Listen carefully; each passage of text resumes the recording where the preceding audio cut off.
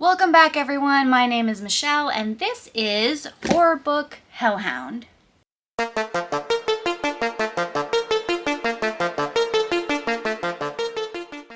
So as you can see, I got the October Abominable Book Club box to unbox with you guys today. It's going to be a quick little video. We're just going to see what awesome goodies Abominable has sent us for the spookiest month of the year.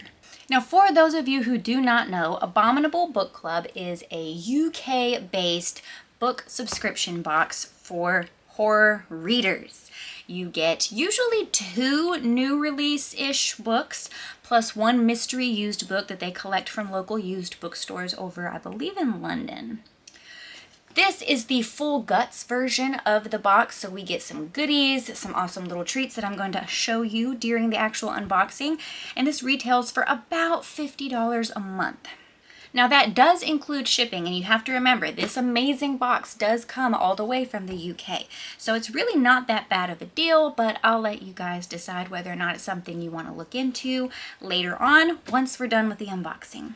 So as we can see, we are still sticking with this sticker seal, so I'm going to need my trusty little knife to unbox this.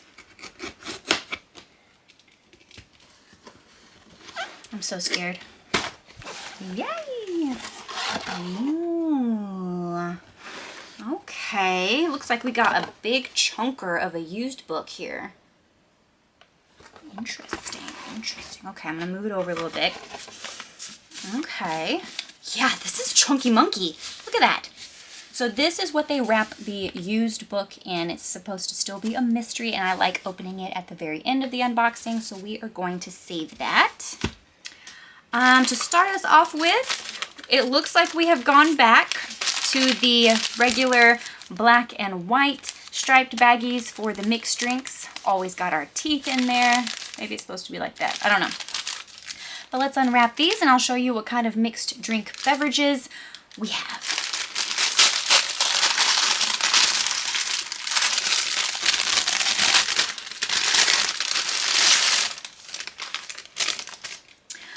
Right, as per always, we have our Nescafe Cappuccino, we have our Galaxy Instant Hot Chocolate, we have 2 of the off black teas, which I absolutely love. It looks like we have strawberry and pink pepper.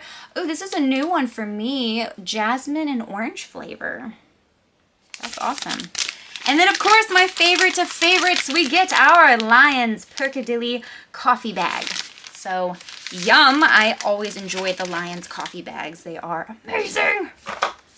Okay, let's see. Ooh, okay, so for our snack, we have Mr. Filbert's dry roasted peanuts. Now, I actually love peanuts and the corn snacks that they sometimes send. So let's go ahead and try these. Oh, yeah. Those are good. Just regular tasting peanuts. Let's see. Oh my god. This may be the most epic fucking pen I have ever seen. It's Chucky as Chucky. That is amazing. This might be my favorite pen that I've ever received from them because I grew up on Rugrats. So seeing Chucky as Chucky is pretty fucking epic. I will say that. I love it. I absolutely love it. All right, let's dig around some more. Okay, let me pull out our first book. I don't think I know what this is. Interesting. Okay, so first we have The House of Tongues by James Dashner. That is a very interesting cover. I will say that. Very pretty. It's kind of a chunky book, too. Interesting. Also, I apologize for my dog in the background. He is a thirsty little bean today. All right, let's read what this is about. So, the author of the New York Times best-selling Maze Runner. Oh, I didn't know that he wrote Maze Runner. Series leads us on a dark journey of generational horror as we visit the House of Tongues. David Player has spent 30 years trying to forget the traumas of his childhood, the threats, the kidnappings, the murders, the imagined curses of a people born centuries earlier, passed from father to son, mother to daughter, generation to generation. Its climax came in human form, a monster of a man, one of the most notorious serial killers the nation has ever seen. Pee Wee Gaskins. And Gaskins had a particular hatred for the Player family, then for David himself, who barely escaped those years with his own life intact. Now David is back, his 4 children in tow, visiting his parents' home, a place he has learned to cherish despite the evils that haunted his younger days. But no sooner does he return than a stranger visits their doorstep, the son of Pee Wee Gaskins. In a terrifying display right in front of the kids, the man utters threats until he chokes on his own tongue, sparking a series of events that drag David and his family back into the days of curses and murders, onto a path of unimaginable terror, all too familiar. That path leads to an old Gothic tower in the woods, a place David had blocked from his memory, a house of horrors both past and present, the House of Tongues. That sounds kind of interesting. Okay, all right. Onward. Let's see here. Ooh, we got a hardcover. Yes, we do. Oh my God. Ooh. This sounds intriguing. Black Lake Manor by Guy Morphus. That looks pretty interesting. That's a very pretty cover. Okay. Let's see. I'm seeing the word mystery on the front, so let's see what this is actually about. In the former mining town of Black Lake, there is a folk tale passed down the generations.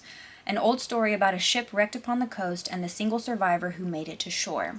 His descendants are said to have a unique ability. Once in their lives, and only once, they can unwind the events of the previous 6 hours. More than 200 years later, part-time police constable Ella Manning is attending a party at Black Lake Manor, the clifftop mansion of the town's divisive local billionaire. When a raging storm sweeps in, she and several other guests find themselves trapped. And when their host is discovered brutally murdered in his study the next morning, the door locked from the inside, they turn to her to solve the crime. Pushing her detective skills to the limit against the odds, Ella is sure she has identified the killer. But then someone undoes time. With no memory of what she discovered before, her investigation begins again with very different results. Which of her suspects is the murderer? And is there something even more sinister she is yet to uncover? Okay, so yeah, this definitely sounds like more of a mystery than a horror novel, so I'm a little bummed about that because mysteries just really are not my thing. But I might give it a try. I mean, it does sound remotely interesting, so we'll see. Now, it looks like I have some other little goodies at the bottom, so let me see if I can dig those out. Okay, so it looks like we actually have a nameplate with a signed, or with a signature for the House of Tongues, which is awesome. What the hell? Oh, that's awesome. I'm assuming these are the creators or the owners of the company. Yes! Happy 4th birthday to us. Yes, I love it. And look, that is so cool.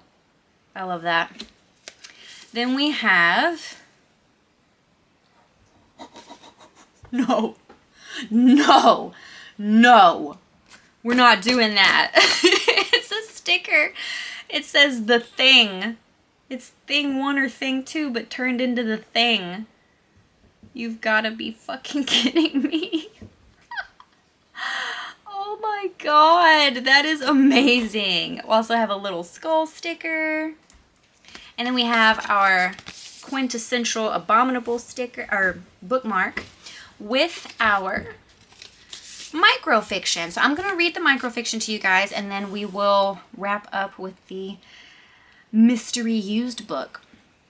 Okay, so this says, Spookmark 1, Series 5. Casey picked up the wooden teapot and poured an imaginary glug of tea into a matching wooden cup. There you go, Mr. Bun Bun, she said, smiling. The rabbit sat limp on its chair, white fur matted with dark brown stains. Mr. Bun Bun's black button eyes, one hanging by a single thread, stared emptily at the little girl opposite. She tapped a spoon on his cup twice, with 2 sugars.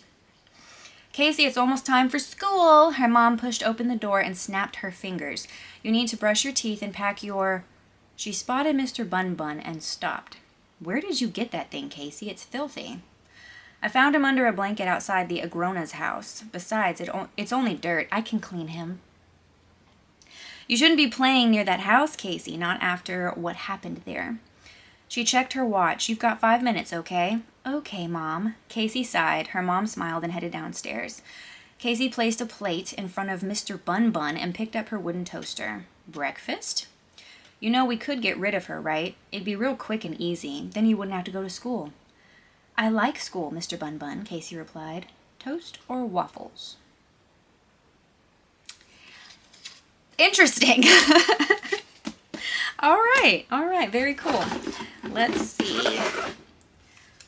Okay, so we're going to do a wrap up here in a second with everything. All right, it's time. We are officially unwrapping the used book. Oh, God. I should have known with it being that fat, that thick. We have a Stephen King Insomnia, which I actually don't have this one, and honestly, I haven't really heard of this one. So let's see what this is about. Ahem. You'll lose a lot of sleep. Ralph does. At first, he starts waking up earlier and earlier. Then the hallucinations start, the colors, shapes, and strange auras.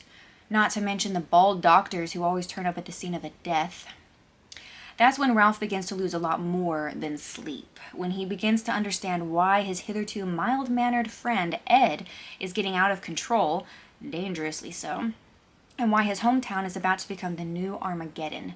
An evil of unimaginable proportions has found a way in, and Ralph has only one chance to beat it. The stakes are high. They always are when you're playing for human souls, with a joker in the pack, a bald one with a rusty scalpel.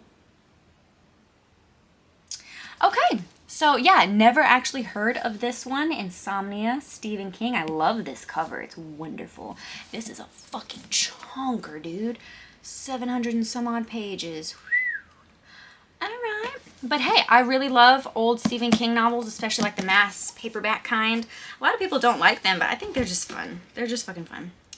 Okay, to recap on what all we got. So we have our 2 bookmarks, 2 stickers this time, and on top of that we have our Chucky pen. We also got a signed book plate for House of Tongues. We got House of Tongues. We got Black Lake Manor. Oh, Jesus. And we got our peanuts, all of our drinks. This is not going to work. And our used book. So as you can see, this is a lot of stuff, guys. I mean, it's up to you whether or not you think it's worth it. Let me put all this down before I drop it and spill it everywhere. It's up to you guys whether or not you think it's worth the price. I know some of you are probably going to say yay, and some of you are probably going to say nay. But I love this group of people, these individuals who collect these books and send them out to us. I just love it so much. It's the one thing I look forward to all month long, is getting this box on my doorstep. So yeah, that is the unboxing. You guys tell me what you think. If you have either one of these books and would like to do a buddy read, message me down below and we'll be sure to do that together. If you enjoyed today's video, be sure to hit the like button because it helps me out a ton. Share the video if you want to. Like, comment, subscribe if you haven't already. And I'll see you all in the next one. Peace out, Hell Hounds.